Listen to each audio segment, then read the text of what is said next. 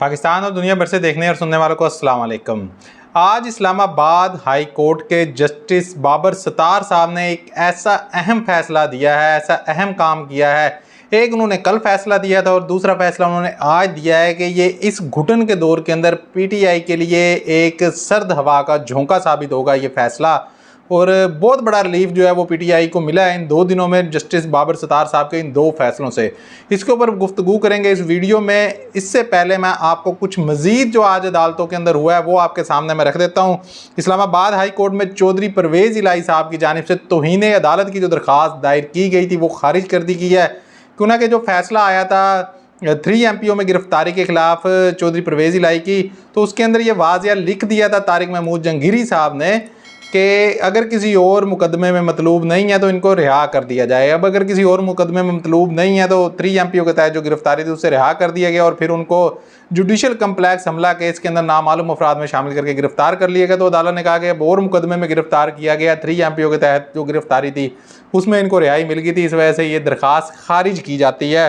तो एक मामला ये हुआ। दूसरा, इमरान खान साहब की साइफर केस में आज ज़मानत के हवाले से उनकी जो दरख्वास्त दायर की हुई है उसके ऊपर समाअत थी। मैंने कल ही आपको बता दिया था कि जो जज हैं इस स्पेशल कोर्ट के सीक्रेट एक्ट की जो स्पेशल कोर्ट है उसके जज अबुल असनाद जुल्कुरनैन साहब वो 8 तारीख तक छुट्टी पर हैं। आज 7 तारीख थी। उनके छुट्टी पर होने की वजह से दरख्वास्त जो है वो नहीं सुनी गई आज, और इसकी अब हफ्ते वाले दिन की 9 सितंबर की तारीख इसके ऊपर डल गई है। 8 तारीख तक छुट्टी पर है, 9 सितंबर को शायद वो आए अदालत। हफ्ते का दिन है, पता नहीं अदालत खुलती है या नहीं खुलती। बहरहाल ये मामला वहाँ पर हुआ है। इसके अलावा जो तोशा खाना केस में इमरान खान साहब की अहलिया बुशरा बीबी की ज़मानत जो है वो 12 तारीख तक हो गई है। उनकी जो ज़मानत के ऊपर है वो इनको नामजद कर दिया गया था मुकदमे के अंदर। तो पुलिस ने अदालत में कहा कि बुशरा बीबी को ऑडियो सुनाई गई तो इन्होंने इनकार किया कि ये ऑडियो मेरी नहीं है।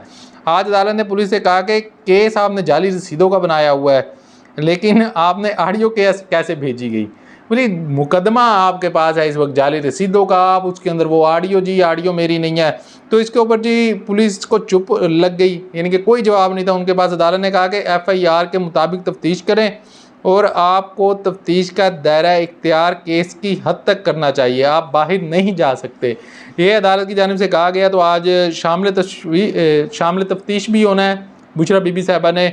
तो और ये 12 वहाँ की सूरत हाल थी। 12 तारीख तक फ़िलहाल इनकी ज़मानत हो गई है। अब हो सकता है कि इरादा ये हो कि इमरान खान साहब टूट नहीं रहे। जो इनका एक माइंड था कि इमरान खान साहब 2, 4, 5 दिन जेल में रहेंगे और उसके बाद वो कंप्रोमाइज़ कर जाएंगे। इमरान खान साहब अब 1 महीने से ज़्यादा हो गया जेल के अंदर है, वो टूट नहीं रहे। तो हो सकता है कि ये एक तरीका वारदात हो कि अब ख़वातीन के ऊपर हाथ डाला जाए। पहले भी ये हो चुका है, तो क्यों ना इनको गिरफ़्तार किया जाए, इनकी अहलिया को, इनको किसी मुकदमे में रगड़ा जाए, तो फिर हो सकता है कि इमरान खान साहब टूट जाए। ये मेरी अपनी ज़ाती राय है कि हो सकता है कि अब ये प्लान बनाया जा रहा हो।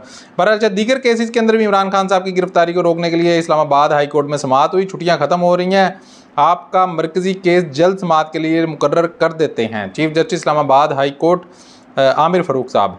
सिर्फ इतना बताया जाए कि मुल्क में भर में कुल केसेस कितने हैं, कितने में गिरफ्तारियाँ हो चुकी हैं। वकील सुलेमान सफदर, केस को जल्द मुकर्रर करने और इस पिटीशन पर भी आज आर्डर कर देता हूँ। जस्टिस आमिर फ़ारूक, केस की समाअत मुलतवी होगी। अभी तक कोई नई तारीख नहीं आई कि ये केस कब लगेगा। और इसके अलावा इमरान खान साहब की लीगल टीम आज अटक जेल में इमरान खान साहब से 2 बजे मुलाकात के लिए जाएगी।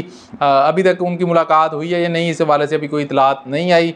जो इतलात आएंगी इंशाल्लाह फिर आपको अपडेट कर दूँगा। ये नईम पंचोता साहब जो इमरान खान साहब के वकील हैं, उनके लीगल एडवाइज़र हैं, उन्होंने ये बताया है।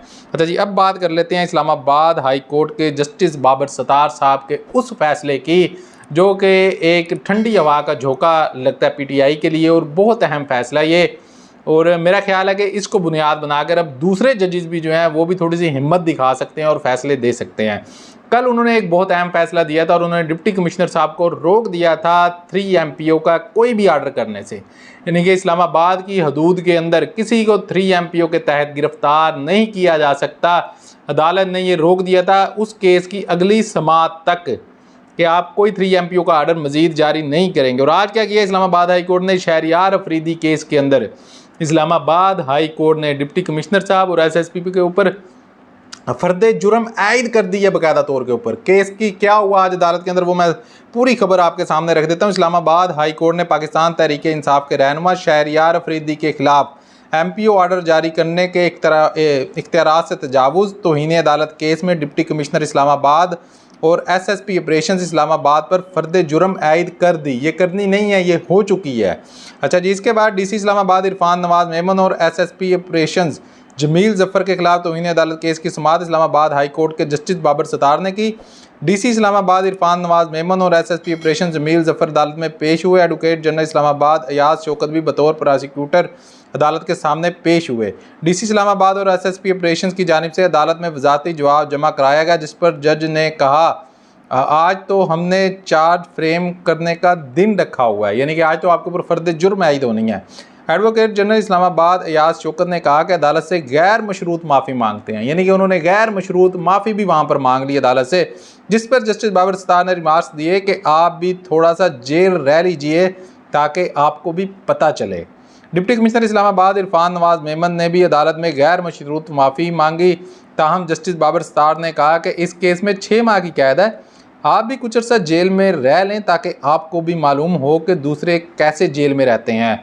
जो कुछ भी है अब ट्रायल में साबित कीजिएगा, यानी कि उनकी माफ़ी भी कबूल नहीं की जस्टिस बाबर सतार ने, और उन्होंने कहा कि अब आप ट्रायल में साबित करना, इसके अंदर 6 महीने की ज़्यादा से ज़्यादा सज़ा है, तो आप भी जेल में रह लेना। जैसे आप 15-15 दिन के लिए लोगों के 3 MPO के आर्डर जारी कर रहे हैं गैर कानूनी, तो वो जेल में रह रहे हैं, तो फिर आप भी थोड़ा सा रह लें। इस्लामाबाद हाई कोर्ट ने डिप्टी कमिश्नर इस्लामाबाद इरफान नवाज मेमन पर फर्द जुर्म आयद कर दी, जबकि DC इरफान नवाज मेमन ने सेहत जुर्म से इनकार कर दिया। अदालत ने SSP ऑपरेशन जमील जफ़र पर भी फर्द जुर्म आयद की और इन्होंने भी सेहत जुर्म से इनकार किया। इस्लामाबाद हाई कोर्ट ने पूछा कि क्या आप दफ़ा पेश करना चाहते हैं, जिस पर SSP ऑपरेशन जमील जफ़र ने कहा कि मुझे वक्त दे दिया जाए। अदालत ने तौहीन अदालत केस में SSP फ़ारूक बटर और SHO नासिर मंजूर पर भी फर्द जुर्म आयद की, ताहम दोनों ने भी सेहत जुर्म से इनकार कर दिया। इस्लामाबाद हाई कोर्ट ने वकील कैसर इमाम को तौहीन अदालत केस में प्रोसिक्यूटर तैनात कर दिया। ये बहुत अहम फैसला है इस्लामाबाद हाई कोर्ट के जस्टिस बाबर सतार साहब का, एक दबंग किस्म का ये फैसला है। किसी ने इतनी जरूरत नहीं की इस तरह को कोई फैसला देने की, यहाँ तक के चीफ जस्टिस ऑफ पाकिस्तान भी दबे दबे नज़र आए, उन्होंने भी कोई ऐसा फैसला नहीं दिया। वो भी सुकून से बिल्कुल जो है ना सुकून.com में ही नज़र आए, कोई उन्होंने इस तरह का तगड़ा फैसला नहीं दिया। मगर जस्टिस बाबर सतार साहब ने एक बेहतरीन किस्म का फैसला दिया, और ये कोई ऐसा नहीं है कि जस्टिस बाबर सतार किसी की साइड ले रहे हैं, वो बिल्कुल कानून के मुताबिक ये फैसला दे रहे हैं, और बाकी जजेस से भी पाकिस्तानी यही उम्मीद करते हैं कि वो कानून के मुताबिक फ़ैसला दे। अब ये जो फैसला आया जस्टिस बाबर सतार साहब का, एक तो कल उन्होंने पाबंद कर दिया था डिप्टी कमिश्नर साहब को कि आप 3 MPO का कोई आर्डर जारी नहीं करेंगे, और आज जो उन्होंने खिलाफ वर्जी की थी शहरयार अफरीदी केस के अंदर, उस हवाले से तौहीन अदालत की कार्रवाई करते हुए फर्द जुर्म भी इनके ऊपर आयद कर दी गई है। तो अब ये पूरे पाकिस्तान के अंदर एक तो जजेस के लिए भी ये मिसाल बनेगा कि ये भी किया जा सकता है, नोटिस भी जारी किए जा सकते हैं, तौहीन अदालत की कार्रवाई भी हो जा सकती है, फर्द जुर्म भी आयद हो सकती है, इनको सज़ाएँ भी दी जा सकती हैं। ये कोई ऊपर से उतरी हुई मखलूक तो नहीं है कि इनके खिलाफ कोई कार्रवाई नहीं हो सकती। और दूसरा, फिर जितने भी इस तरह के डिप्टी कमिश्नर हैं उनको भी ज़रा अब होश आएगा कि हमारे खिलाफ इस तरह की कार्रवाइयाँ भी हो सकती हैं। तो मेरा ख्याल है कि जजेस के अंदर भी एक हिम्मत आएगी, और जो डिप्टी कमिश्नर हैं दूसरे जो अजला हैं जो दूसरे शहर हैं उनको भी थोड़ा सा होश आएगा कि हमारे खिलाफ भी ऐसी कार्रवाई भी हो सकती है, हम फंस भी सकते हैं अगर कोई जज थोड़ा सा तगड़ा आ गया तो ये मेरा ख्याल है कि इस तरह के माहौल के अंदर जहाँ पर PTI के वर्कर्स अपना झंडा लेकर भी जो है वो रोड पर नहीं निकल सकते, उनके लिए ये एक ताज़ा हवा का झोंका है। और मेरा ख्याल है कि बहुत फ़ायदा होगा इन 2 फैसलों से जो कि जस्टिस बाबर सतार साहब ने किए हैं। 2 दिन के अंदर 2 अहम फैसले, इससे बहुत ज़्यादा फ़ायदा होगा आने वाले दिनों में PTI को, और जितने ये केसेस चल रहे हैं उनके अंदर इस फैसले को मिसाल बनाकर पेश किया जाएगा। जितने भी 3 MPO के मज़ीद आर्डर्स हैं उनमें इन फैसलों को मिसाल बनाकर पेश करेगी PTI के वकला टीम जो है। तो बिल्कुल, और होना भी इसी तरह चाहिए, ये बिल्कुल बहुत बेहतरीन फ़ैसला है और इसको पूरा पाकिस्तान सराहेगा जस्टिस बाबर सतार साहब के इस फैसले को। दूसरी जानिब आप देख रहे हैं कि आमिर फ़ारूक साहब जैसे भी जज हैं जो जान कर इमरान खान साहब को ज़्यादा अरसा अंदर रखने के लिए मामलात को लटकाते हैं और सहूलतकारी फराम करते हैं, मगर उसी अदालत के अंदर बैठे जस्टिस बाबर सतार साहब ने कैसा बेहतरीन फ़ैसला दिया। मिलते हैं इंशाल्लाह अगली वीडियो में, बहुत सारी अहम मालूमात है जो अगली वीडियो में आपके साथ मैं शेयर करूँगा। तब तक के लिए अपना ख्याल रखिएगा। अल्लाह हाफिज़।